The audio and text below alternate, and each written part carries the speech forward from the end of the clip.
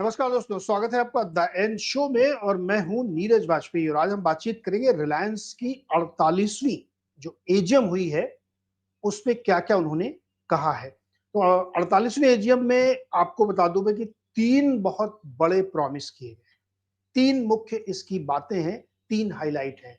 एक, जियो की लिस्टिंग की बात की गई।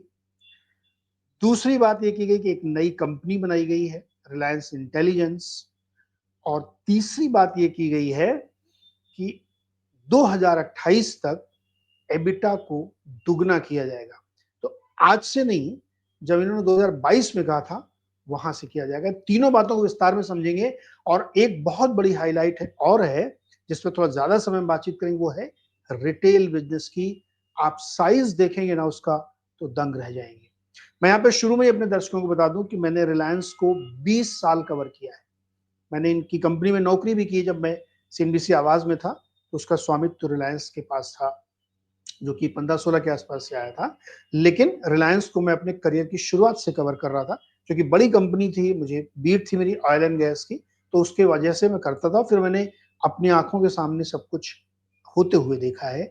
तो आप पिंच ऑफ सॉल्ट की तरह लीजिए। हो सकता है आपको कहीं कहीं लगे कि मैं थोड़ा ज्यादा ही तारीफ कर रहा हूँ या मैं कर रहा हूँ, लेकिन यकीन मानिए कि मैं ऐसा क्यों कहूंगा। और मैं आज जो हाईलाइट बताऊंगा उसको अंत में आपको ये भी बताऊंगा कि रिलायंस को अगर आप ट्रैक करना चाहते हैं तो आपको क्या करना चाहिए।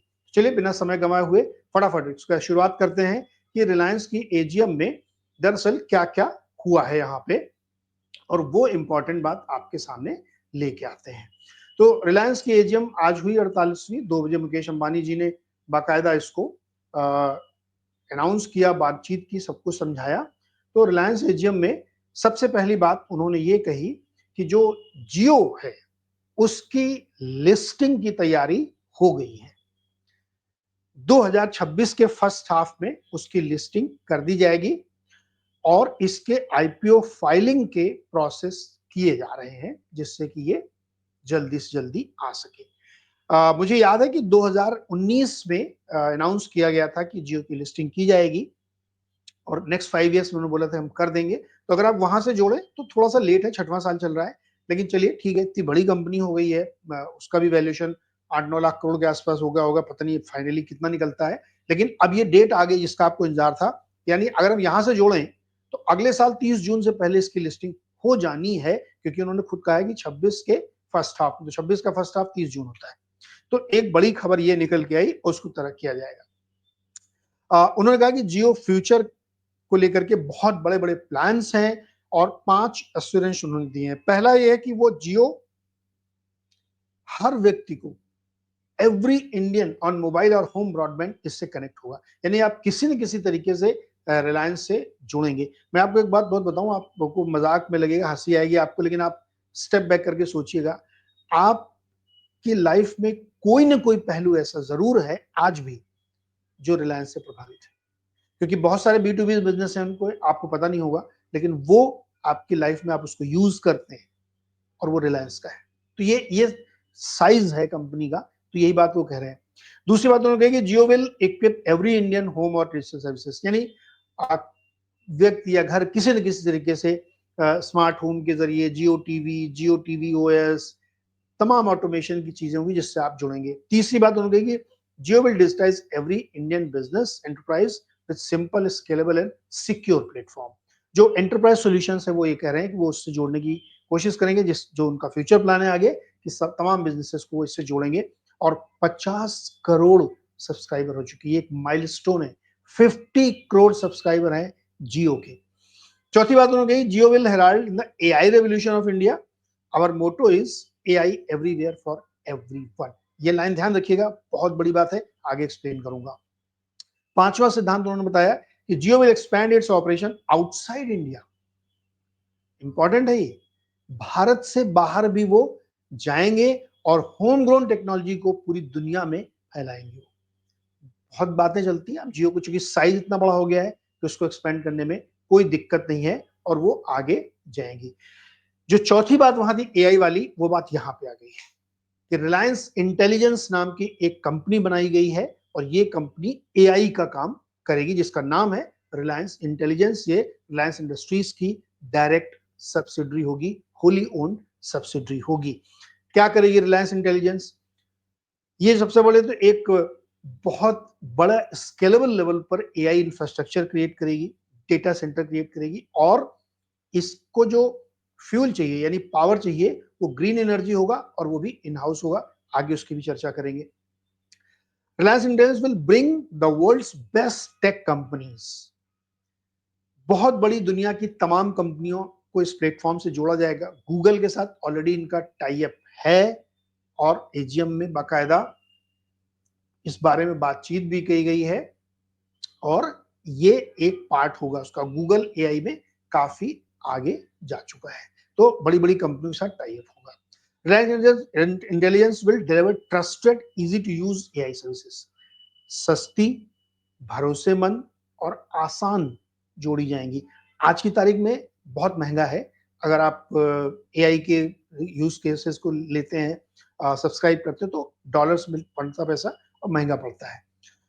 इंडिया में रिलायंस को आप जानते हैं कि प्राइसिंग हमेशा इनकी बहुत कम और कॉम्पिटिटिव रहती है, तो वो सस्ती होगी और इजी टू यूज होगी और फॉर एवरीवन होगी। चौथा काम, वो क्या काम करेंगे कि Reliance Intelligence will create a home for the world class researcher, engineers and designers. यानी दुनिया भर के जो टॉप ब्रेन्स हैं उनको इस प्लेटफॉर्म से जोड़ा जाएगा। कोई आश्चर्य नहीं होगा कोई बहुत बड़ा आदमी इसको हेड करे।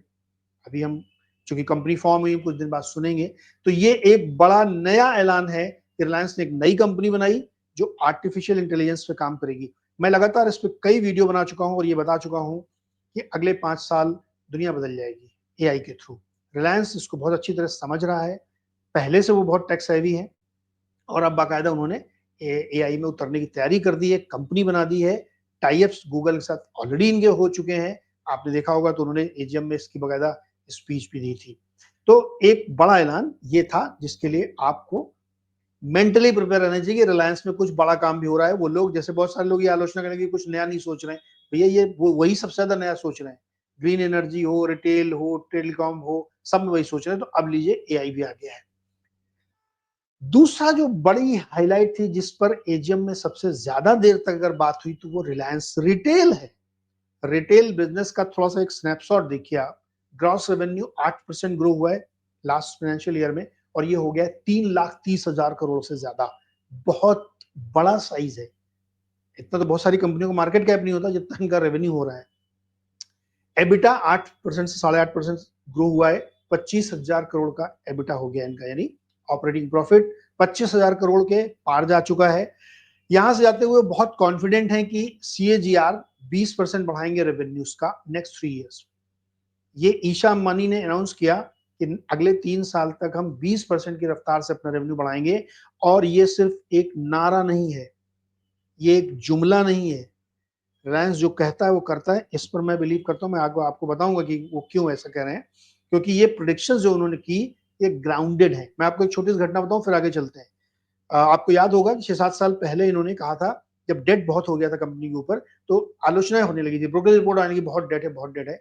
तो एजीएम में अनाउंस किया गया था कि कंपनी अगले कुछ वर्षों में नेट डेट जीरो हो जाएगी और उन्होंने बिफोर टाइम करके दिखाया था। ये बात ध्यान रखिएगा, मेरी बात देखिए नहीं, गूगल करके सर्च कर लीजिए, बिफोर टाइम नेट जीरो हो गए थे। तो इस कंपनी के अंदर वो कैपेबिलिटी है और प्लस वो जो कहते हैं वो करके दिखाते हैं, केवल जुमला नहीं होता। रिलायंस रिटेल में अब देखिए आगे क्या हुआ। आज की तारीख में 19,340 स्टोर हैं और केवल पिछले साल में ही 2659 नए स्टोर जोड़े गए, ब्रिक एंड मोर्टार वाले दुकानें मतलब। और कितने शहरों में है? 7,000 शहरों में है। यानी भारत के कोने कोने में ये है। 7.25 करोड़ वर्ग फुट पे ये दुकानें खुली हुई हैं। तो इतना बड़ा साइज कि लगभग 19,000 से ज्यादा दुकानें, एक एक साल में 2-2 ढाई हजार का एक्सपेंशन हो रहा है और 7,000 शहरों तक पहुंच चुके हैं। तो ये अपने आप में साइज बताता है। जो बात उन्होंने कही थी कि 20% की दर से हम बढ़ेंगे, उसका प्रमाण है ये कि इस तरह के इंफ्रास्ट्रक्चर उन्होंने क्रिएट कर लिया है। 70% रेवेन्यू स्टोर्स के थ्रू आता है। Stores remain the backbone of our retail revenues, contributing around 70% और ये लगातार बढ़ता रहेगा। फिर वो कह रहे हैं कि registered customer base has grown to 349 million. लगभग 35 करोड़। 35 करोड़ समझ रहे हैं आप संख्या कितनी बड़ी है?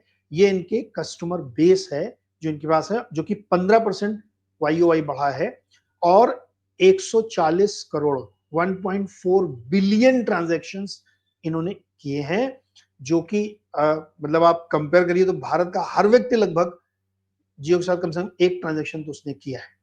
इस लेवल का साइज इसका हो चुका है। आगे देखिए आप, फैशन और लाइफस्टाइल, क्योंकि रिलायंस रिटेल में बहुत कुछ है, कपड़े लत्ते, कंज्यूमर इलेक्ट्रॉनिक्स और ग्रोसरी सब्जी, बहुत बड़ा सेगमेंट है, बहुत ही बड़ा सेगमेंट है और हर सेगमेंट में ये बड़े हैं। क्या किया इन्होंने लाइफस्टाइल में? आजियो 5 साल में 7 गुना, मजाक है, 5 साल में 7x हो चुका है आजियो का साइज। आपने अगर डाउनलोड किया होगा तो आप देखते ही होंगे। न्यू फॉर्मेट्स योस्ता और अजोर्टे बहुत अच्छा काम कर रहे हैं, जो यंगर ऑडियंस के लिए है, युवाओं के लिए, जेंजी के लिए है। जेंजी के लिए उन्होंने एक और काम किया, शीन के साथ पार्टनरशिप की। शीन जारा और जूडियो के बीच की चीज है, यानी जूडियो से थोड़ा सा बढ़िया और जारा से नीचे। तो ये जो जेंजी वाला है ना, फास्ट फैशन जिसको बोलते हैं, ग्लोबल फैशन ट्रेंड, जहां पे हर 3 महीने में फैशन बदल जाता है, नए कपड़े आ जाते हैं, वो मॉडल है शीन का, जिसको भारत में ये लेके आए हैं और इनके साथ शीन के स्टोर्स खुल गए हैं। आजियो में भी शीन मिलता है आपको, और बहुत ही एक तरीके से कहते हैं टफ कंपटीशन है जूडियो जैसी कंपनियों के लिए, या जो इस सेगमेंट में काम कर रही हैं उनके लिए। तो ये उन्होंने बताया शीन के लिए। उसके बाद ये कह रहे हैं this is not just beauty in India, इन्होंने ब्यूटी प्रोडक्ट में भी काफी कुछ काम किया है और उसको भी ये ग्रो करते हुए दिख रहे हैं, जो पूरी इंडस्ट्री को वो चेंज करने की बात कर रहे हैं। और कंज्यूमर इलेक्ट्रॉनिक्स, जो इनका कंज्यूमर इलेक्ट्रॉनिक्स वाला बिजनेस है, रिलायंस डिजिटल की दुकान में आप जाते होंगे तो वो 3 गुना फास्टर देन मार्केट, यानी जो मार्केट है, इंडस्ट्री जो ग्रो कर रही है उससे 3x तेजी से वो ग्रो कर रहा है। टीरा हो, रिलायंस डिजिटल हो, शीन हो, योस्ता हो, अजूरे हो, नंबर्स आपके सामने है, नंबर्स डोंट लाई। तो ये बात आप ध्यान रखिएगा। आगे आते हैं एक और सेगमेंट जो रिटेल का ही एक पार्ट है, रिलायंस कंज्यूमर प्रोडक्ट्स लिमिटेड। अब ये डायरेक्ट सब्सिडरी बन जाएगी रिलायंस इंडस्ट्रीज की, अभी उसमें है। क्या काम करती है? आपने कैंपा का तो नाम सुना ही होगा। आरसीपीएल ने एक मतलब ऐसी ग्रोथ दिखाई है पहले ही साल के ऑपरेशन में। It has achieved a turnover of 11,500, 11,500 crore का रेवेन्यू। ये बेसिकली क्या है, जो रिलायंस रिटेल है ना, उसके अंदर रिलायंस आरसीपी है, वो अपने वाइट लेवल जिसको बोल सकते हैं खुद के प्रोडक्ट है, जैसे कैंपा ने लॉन्च किया, तो उन्होंने बताया भी है कि it is bringing some of India's most loved brands like Campa to the consumers in a new avatar, making everyone love them. Campa के पता नहीं क्या, अभी आगे आप देखें कितने करोड़ लीटर कैंपा इन्होंने बेच डाला है। जो नियर टर्म एम्बिशन है इनका कि इस बिजनेस को और तेजी से बढ़ाएंगे, और इनका ये टारगेट है कि 5 साल में 1 लाख करोड़ का रेवेन्यू ये करना चाहते हैं आरसीपीएल का। अभी कितना है टर्नओवर? 12,000 करोड़ के आसपास। 5 साल में 1 लाख करोड़ ले जाना चाहते हैं। एक्सपोनेंशियल एस्ट्रोनॉमिकल ग्रोथ की बात यहाँ पे की जा रही है। Long term ambition is to become India largest FMCG company with global presence. ये एक एफएमसीजी जायंट बनने की तैयारी चल रही है। आने वाले दिनों में आपको हर ग्रोसरी की दुकान पे अगर रिलायंस ब्रांड की चीजें मिलें तो आश्चर्य मत करिएगा, क्योंकि आप एजीएम में सुन रहे हैं और ये बाकायदा अपने इंफ्रास्ट्रक्चर के आधार पे कह रहे हैं। फिर इसके बाद सोलर पीवी का प्रेजेंटेशन दिया गया। सोलर पीवी में उन्होंने बताया कि जो प्लेटफॉर्म है ऑलरेडी ऑपरेशनल हो चुका है। सोलर पीवी मैन्युफैक्चरिंग, जो लोग पूछते रहते हैं कि क्या हुआ क्या हुआ, तो ऑपरेशनल हो गया है। Successfully produce first 200 megawatt of HJT modules, यानी एक तरीका है, टेक्नोलॉजी है, उसके थ्रू ने 200 मेगावाट तक के प्रोडक्शन शुरू कर दिए हैं और ये 10% हायर एनर्जी यील्ड देता है। ये जो जो तकनीक उन्होंने लगाई है उससे ये मिलता है 20% बेटर टेम्परेचर परफॉर्मेंस है और 25% लोअर डिग्रेडेशन है। ये इन्होंने किया है। इसमें और बहुत लंबा प्रेजेंटेशन था कि आगे जैसे जैसे वो बढ़ते जाएंगे क्या करेंगे। एक समय एक प्रेजेंटेशन की एक स्लाइड में ये भी था कि आने वाले कुछ समय बाद कितना बड़ा ये साइज होगा उसका अंदाजा आपको इससे लगेगा। कच्छ में ये एक वर्ल्ड का single site largest solar project लगा रहे हैं, जो कि 5.5 लाख एकड़ एरिड लैंड पे है। 5.5 लाख एकड़, 5,50,000 एकड़ है, जो कि 3 time the size of Singapore है। इंटरेस्टिंग लगा ना आपको? आप एट पीक जब ये डिप्लॉय कर देंगे 55 megawatt of solar modules and 150 megawatt of battery containers every day, globally ये सिंगल साइट का लार्जेस्ट होगा और अपने पीक पर single site could meet nearly 10% of India's electricity needs within the next decade. ये आपको बहुत बड़े ऐलान सुनने में लग रहे होंगे कि यार ये क्या बोल रहे हैं, किस किस तरीके की ये बातें कर रहे हैं, बट आपने अभी रिलायंस रिटेल के नंबर्स देखे हैं, धरातल पे हैं, वो जुमले नहीं है। तो आज जो प्रॉमिस किया जा रहा है वो अगले एजीएम में आप नंबर्स में देखते हैं, तो इसलिए ये इन्होंने बात कही। सोलर पीवी हो गया। अब इसके बाद आता है कि पूरे ग्रुप का बिजनेस एंड फाइनेंस क्या है। कंसोलिडेटेड रेवेन्यू जो पूरा है वो 10,71,71,174 करोड़, 10,71,174 का कंसोलिडेटेड रेवेन्यू, 1,83,000 करोड़ का एबिटा, 81,000 करोड़ से ज्यादा का प्रॉफिट और 2,83,000 करोड़ का export. 7.6% of India total merchandise export अकेले आरआईएल करता है। और जो लोग कहते हैं कैपेक्स कितना कर रहे हैं, तो पिछले 3 साल में क्यूमुलेटिव 5,60,000 करोड़ का इन्होंने इन्वेस्टमेंट किया है, कैपेक्स किया है। तो ये बिग पिक्चर आपको याद में रखनी चाहिए। अब आती है आपकी जो सबसे बड़ी आज की जो खबर है या जो कह सकते हैं ऐलान है, वो ये है, आपने सुना होगा हाल फिलहाल में एबिटा डबल, मैंने इसलिए इसको लिखा है। मुकेश जी ने कहा अपनी स्पीच में कि the best of Reliance is yet to come, सबसे जो बेहतरीन परफॉर्मेंस है वो भी आना बाकी है। वो क्या होगा? इन 2022 I made a promise that we will double Reliance by the end of our golden decade in 2028। 2022 में कहा था कि 2028 में हम इसको दुगना कर देंगे, ठीक है। एट दैट टाइम यानी 2022 में our EBITDA was about 1.25 lakh crore. आज एबिटा कितना है? पिछली साइड में देखिए, अभी जब उन्होंने 2022 में कहा था तो 1,25,000 करोड़ एबिटा था और आज एबिटा कितना है? 1,83,000 करोड़। तो 22 से 25 तक में 1,25 से 1,83 हो गया है। और अब ये क्या कह रहे हैं कि 2028 में ये डबल हो जाएगा या उससे ज्यादा, मोर देन डबल। तो अगर आप 1,25 को डबल करें तो 2.5 लाख करोड़ होता है एबिटा, और अभी कितना है? 1,83। तो 50 और 20 मान लीजिए आप, मोटा मोटा 70,000 करोड़ का एबिटा नेक्स्ट 4 इयर्स में और ये ऐड करेंगे, तो 2.5 लाख करोड़ का एबिटा आपको देखने को मिले, क्योंकि मोर देन डबल 2022 की तुलना में तो ये होगा। तो 22 से इसमें अगर आप डबल कर दे रहे हैं, यहां से कंपनी में भी अगर 70,000 करोड़ का एबिटा जुड़ रहा है। अभी बीच में रिपोर्ट आई थी, कुछ लोग कह रहे थे कि नेक्स्ट 3 इयर्स में डबल कर देंगे। नहीं, उन्होंने आज जो स्लाइड में साफ साफ बताया कि 2022 में जो हमने कहा था वो 2028 में डबल हो जाएगा गोल्डन डिकेड में। तो 22 और 6 28, 6 साल में डबल, इट्स नॉट बैड, बहुत बढ़िया रफ्तार है। और इस साइज को डबल करना बहुत बड़ी बात है। तो इसलिए आपसे मैंने कहा था कि रिलायंस की जो 2-3 बड़ी बातें हैं उसमें एक उन्होंने ये बताया कि लिस्टिंग की तैयारी हो गई है जियो की, जो अगले 6 महीने, अगले 2026 के 6 महीने में हो जाएगी। रिटेल में आरसीपीएल को वो ग्रो करना चाहते हैं, 1 लाख करोड़ के एफएमसीजी बिजनेस में रेवेन्यू लाना चाहते हैं। 20% के सीजीआर से रिटेल का धंधा चलेगा। रिलायंस इंटेलिजेंस नाम की एक नई कंपनी का फॉर्मेशन कर दिया गया है और 2028 तक एबिटा डबल कर दिया जाएगा। तो ये बड़े बड़े ऐलान हैं और इनको आपको ध्यान में रखना चाहिए। अब मैंने शुरू में आपसे एक बात कही थी कि रिलायंस के ऊपर जो कहते हैं वो कर देते हैं, उस पर आपको डाउट नहीं करना चाहिए। वो बात मैंने क्यों कही थी? वो बात मैंने इसलिए कही थी कि जितने भी आप इनके प्रोमिसेस देखेंगे, आप पिछले 10-15 साल के एजीएम की स्पीच उठाइए और सुनिए, जो उन्होंने कहा क्या उन्होंने वो किया कि नहीं किया। आप खुद करेंगे, मेरी बात मत मानिए। दूसरी बात मैं आपसे ये कहना चाह रहा हूं कि जब मैंने आपसे ये कहा था कि मैं 20 साल से इस कंपनी को ट्रैक कर रहा हूं, तो मैं आपको बता दूं 1999 में जब मैंने अपने करियर की शुरुआत की थी तो मैं दिल्ली में था और ऑयल गैस की वजह से मैं इस कंपनी को कवर करता था।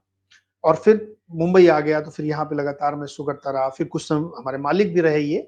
तो आपको ऐसा लग सकता है कि मैंने वहाँ काम किया तो मेरे वजह से बायसनेस आपको दिख रही होगी, लेकिन मैं आपको यकीन दिलाता हूँ कि अगर आप रिलायंस को ट्रैक करना चाहते हैं, रिलायंस को समझना चाहते हैं, रिलायंस इंडस्ट्रीज की हर क्वार्टर के रिजल्ट जो आप देखते हैं ना, उनको मैं तो कह रहा हूँ मत देखिए।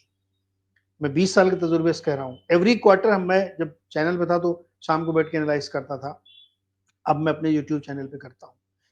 रिलायंस को ट्रैक करने का एक ही तरीका है कि उनकी एजीएम को आप सुनिए, उनकी एजीएम में जो स्पीच होती है वो सुनिए आप, और फिर साल भर भूल जाइए आप। अगले साल की स्पीच में आप उसका हिसाब ले लीजिएगा। हर स्पीच की शुरुआत में, एजीएम की शुरुआत में वो डेटा रखते हैं आपके सामने कि हमारी कंपनी ने पिछले साल क्या किया, आपकी कंपनी ने क्या किया।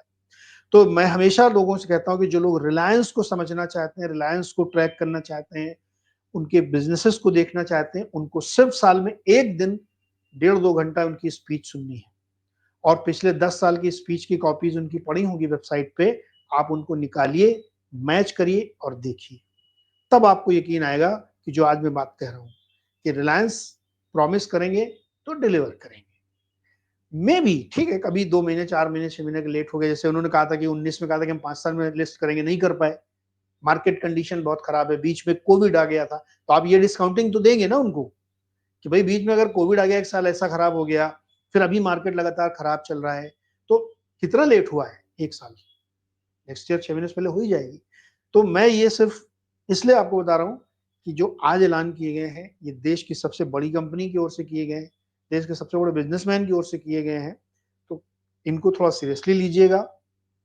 मैं बिल्कुल ये नहीं कह रहा हूँ कि आप रिलायंस में कोई इन्वेस्टमेंट करें, नहीं करें। मेरा ना तो अधिकार है, ना मैं इसके लिए ऑथराइज हूँ कि आपको रिकमेंडेशन दूँ। आपका निवेश करने से मेरा कोई लेना देना नहीं है।